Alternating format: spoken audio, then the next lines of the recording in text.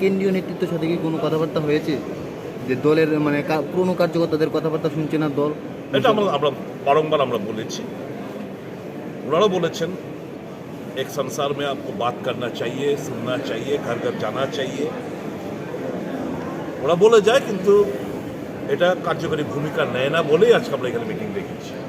একটা চারদিকে একটা গুঞ্জন চলছে আপনারা নাকি তৃণমূলও জয়েন করছেন, সে বিষয়ে কি কোনো সেটা মানুষের ব্যাখ্যা, যে যেরকম আমি আগরতলা ছিলাম, পশ্চিমবাংলার টিভি চ্যানেলগুলোতে দেখিয়েছি এই মাত্র উনি প্লেন থেকে নামলেন, এই মাত্র উনি অমুক অমুক সঙ্গে দেখা করতে যাবেন, তো এগুলো তো বলতেই পারে। That I do not react also, কারণ রিয়াক্ট করাটাই হচ্ছে দুর্বলতার লক্ষ্য।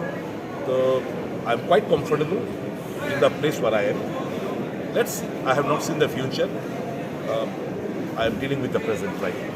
যাদের নিয়ে আজ মিটিং হচ্ছে তারা কি রাজ্যের, সারা রাজ্যের না শুধু আগরতলা শহরে? সারা রাজ্যের থেকে প্রত্যেকটি বিধানসভা কেন্দ্র থেকে 4-5 জন নেতৃত্ব আজকে এখানে এসেছে।